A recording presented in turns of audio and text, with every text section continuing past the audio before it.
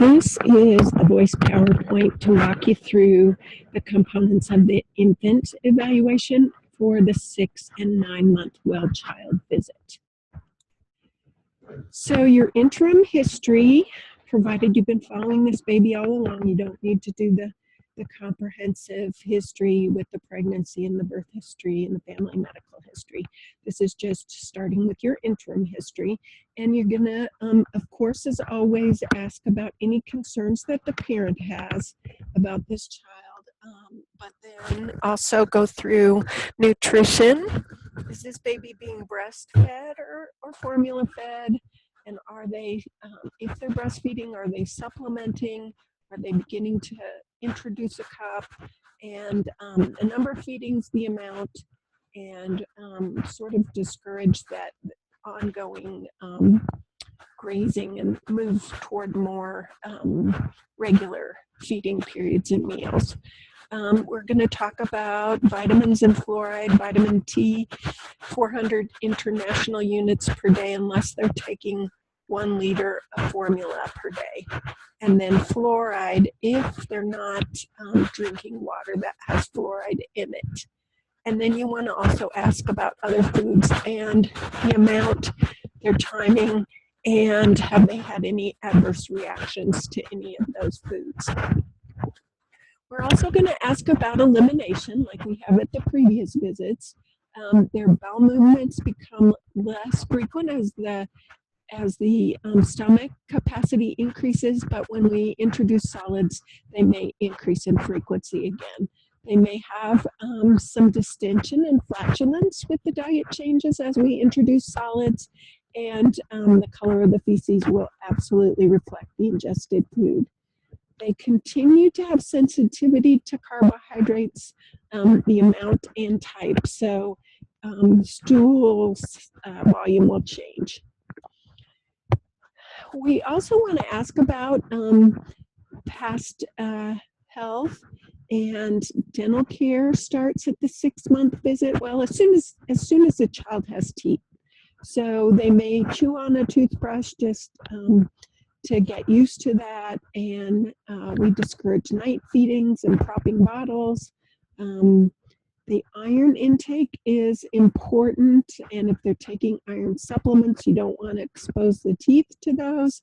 And we also want to assess any potential sources of lead that the child may be ingesting. Sleep is another thing that you want to evaluate at this visit again, and the child should now be sleeping 8 hours at night, a total of 14 hours per day with some naps in between those the feedings and alert periods. And sometimes they're awake up to 4 hours at a time. They're less fussy when they're put to bed. They begin to establish some self-quieting routines, and parents should be encouraged to allow the child to self-quiet, not run in and pick them up immediately. And we know that infant monitors really lead to parents being awake at night. So unless there's some real critical health reason for the baby monitors, I usually don't recommend those. We know that you're going to assess the 6-month immunizations, and again, ask if they had any reactions to previous ones. In general, children need the 3rd Hep B, rotavirus, Hib, PCV, IPV, and influenza. And if they're going to be traveling internationally, the MMR is suggested for some areas, but as we've discussed before, should not routinely be administered until after the first birthday because of the interference with circulating antigens from the mother. You're also going to do a careful evaluation of the growth and development, and that's our best cue to the central nervous system function in infants. So when they're prone, as the baby is in the upper right-hand corner of the slide, Their weight should be on their hands and extended arms. And that baby, that's just perfect development for a 6-month-old. There should be no head lag when you pull the child to a sitting position. When they're supine, they should lift their head spontaneously.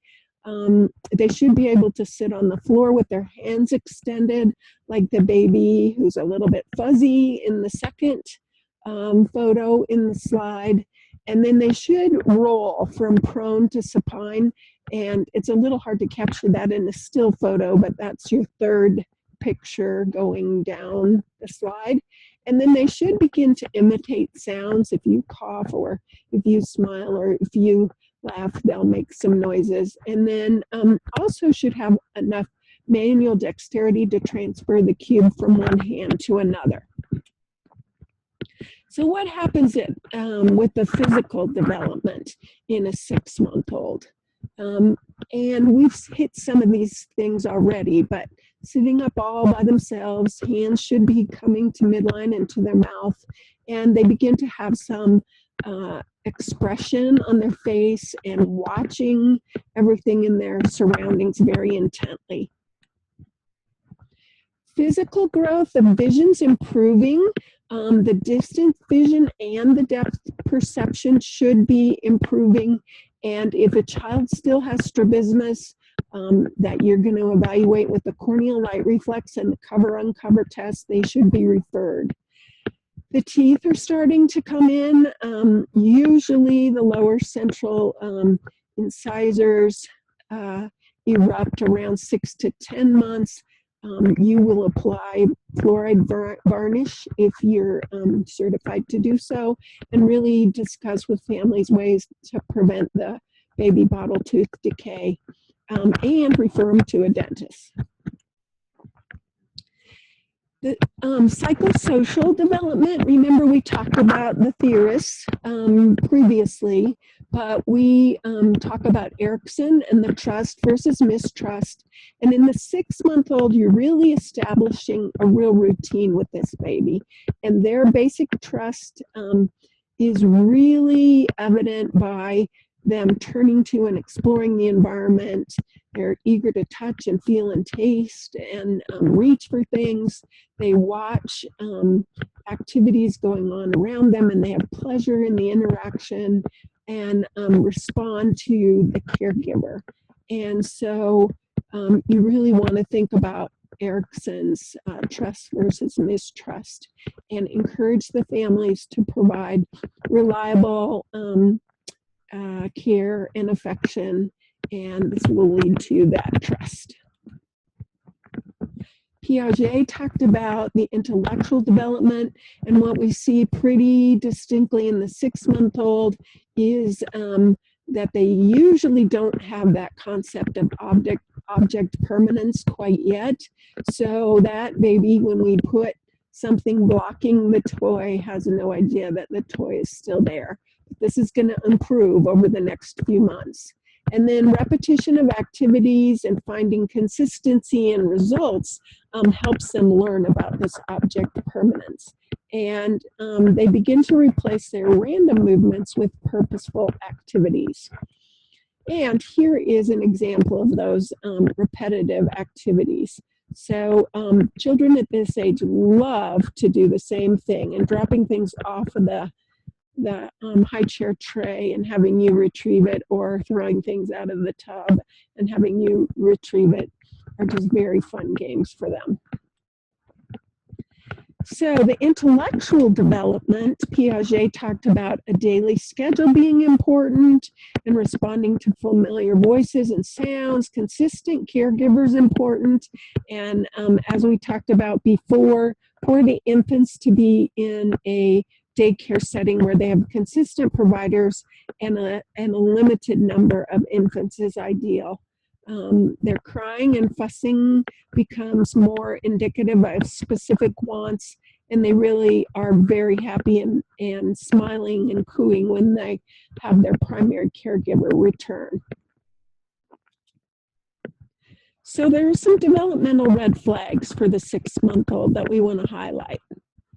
And as always, related to that sleep-wake cycle and behavior If the child is continuously overstimulated by their normal caregiving routines, that's a red flag. If there's a poor sleep-wake pattern and an inability to calm themselves, those are things that need further evaluation. And feeding skills and fine motor skills that we need to evaluate further are coughing, gagging, or food aversion or refusal. And if the child refuses to smell, look at, touch, or taste foods, and if they refuse the spoon.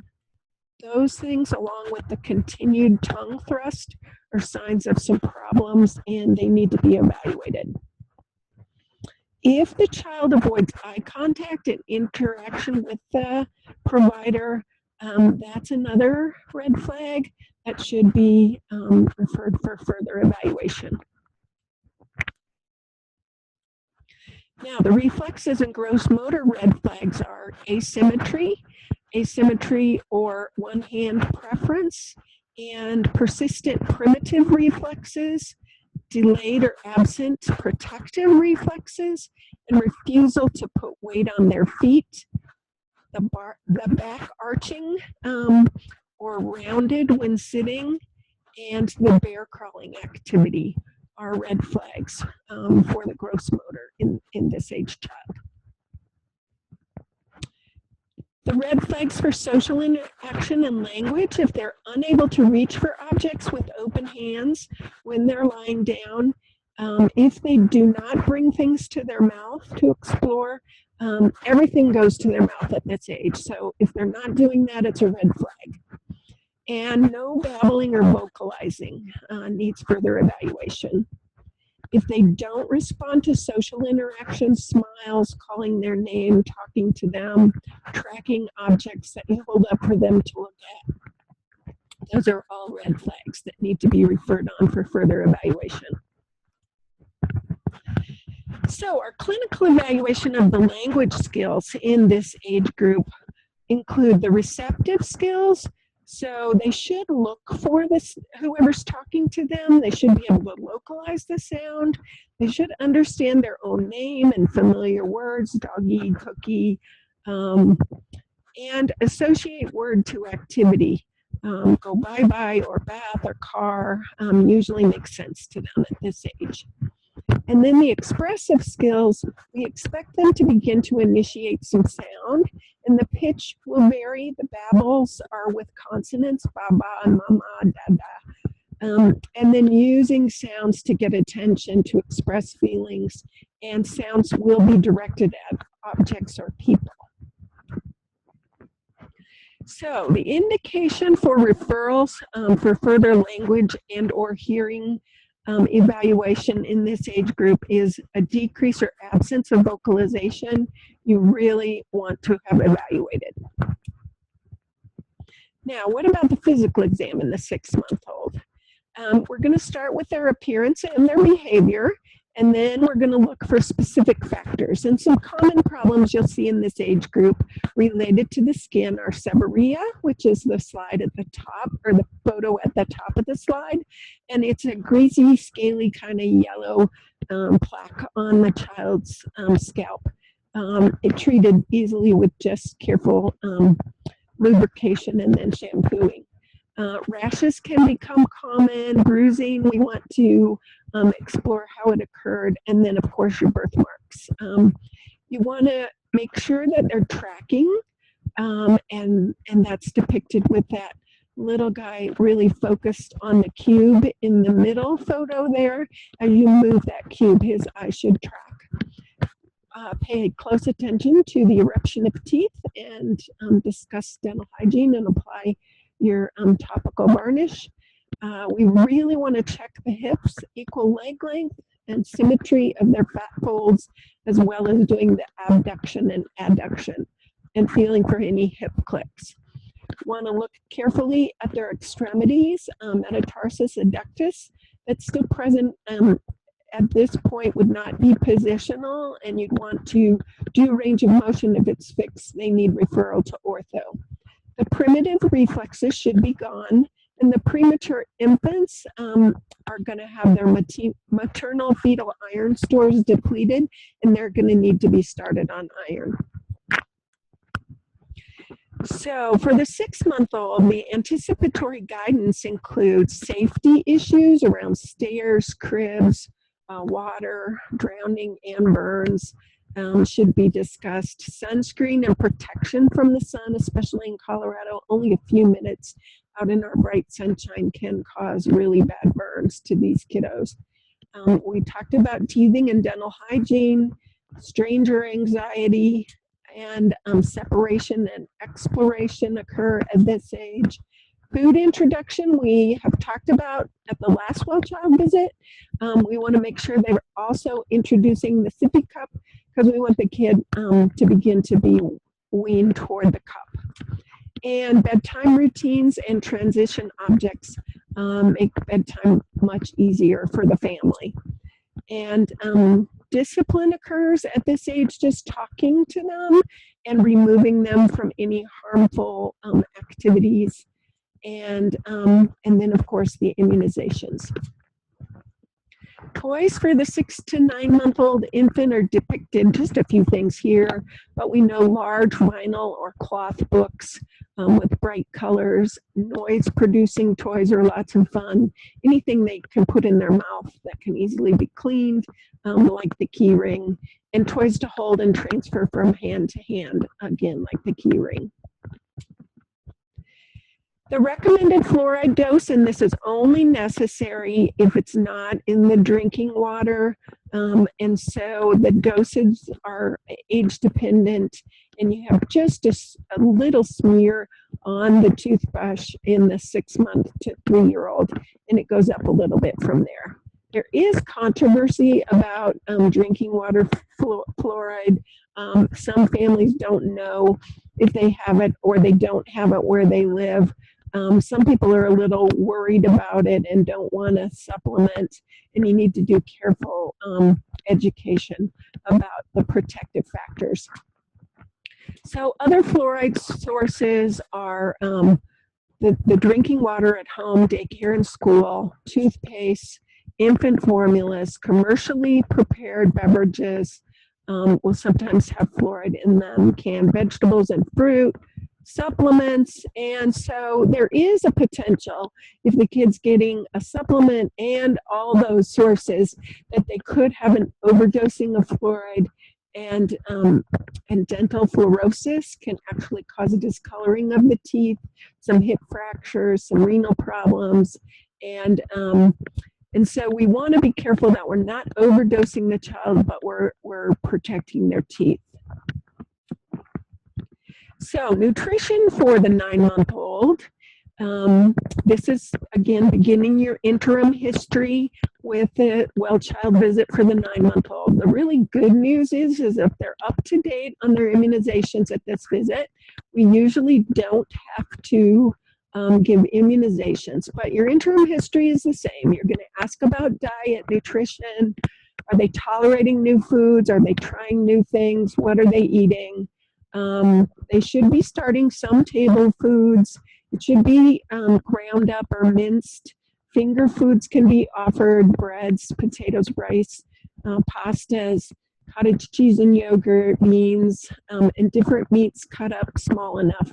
They should avoid citrus, honey, and whole egg for now. You don't want to introduce those until after the first birthday because of the problems with botulism with the honey and allergies with the citrus and whole egg.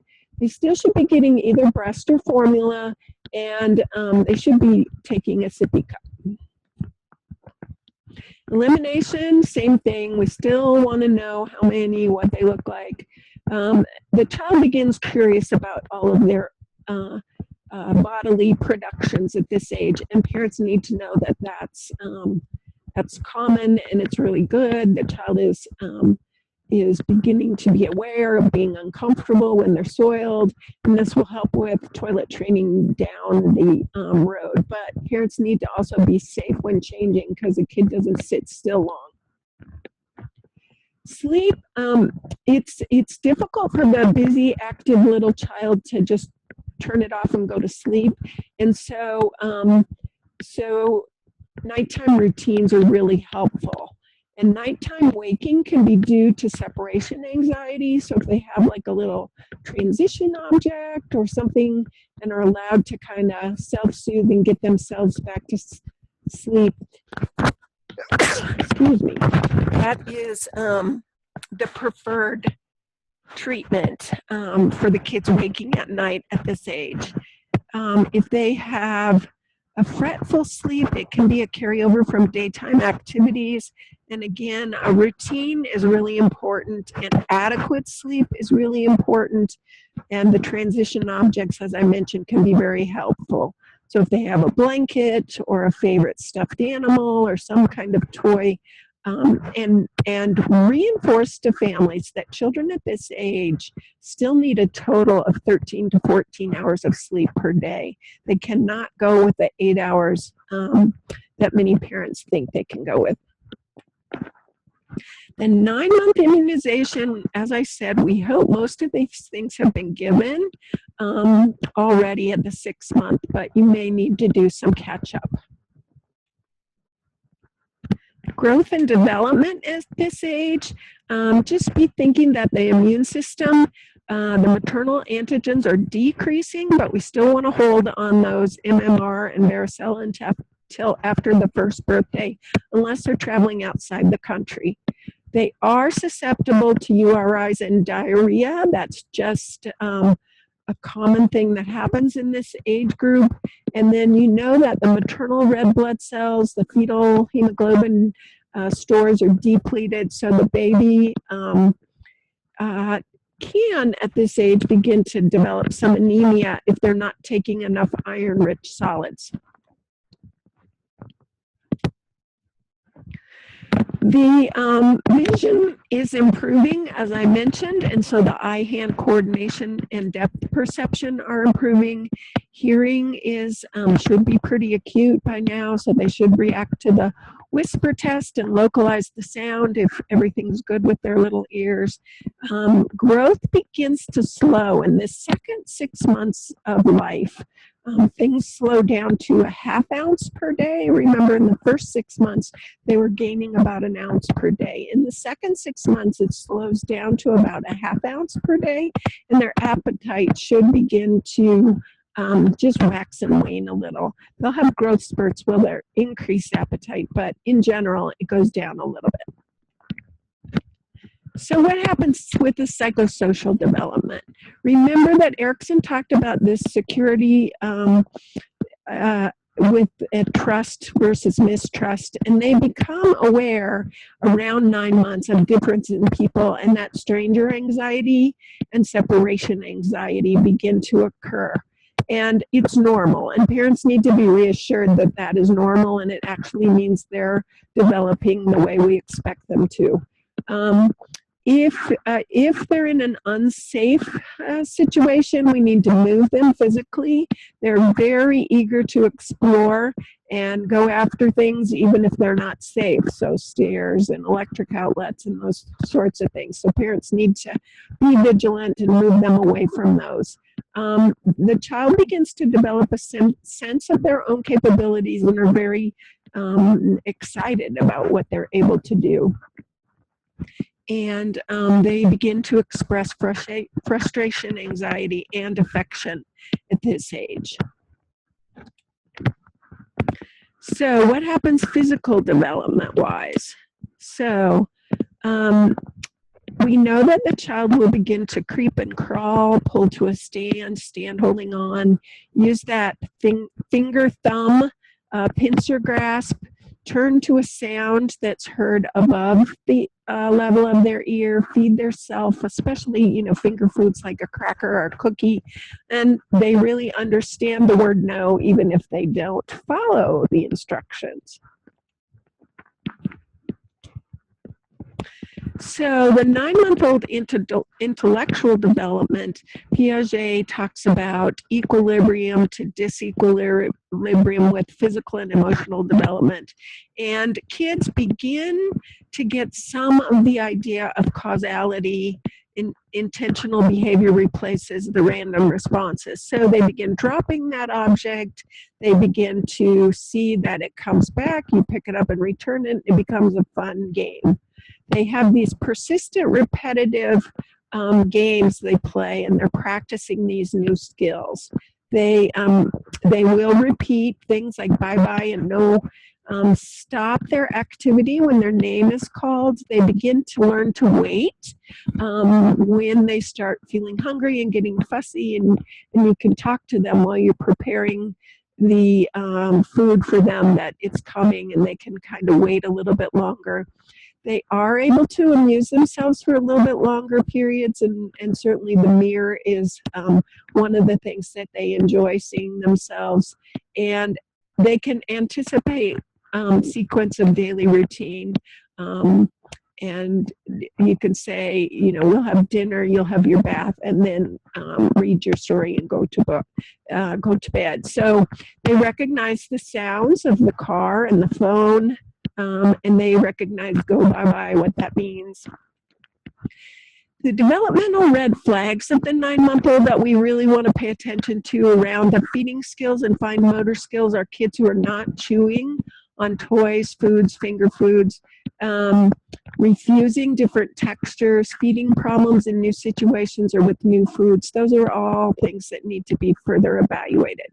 Reflexes and gross motor skills, the Babinski, the hyperreflexia or clonus, absence of protective reflexes, arching or refusal to sit or roll over, refusal to bear weight on their legs, standing on their toes with stiff legs.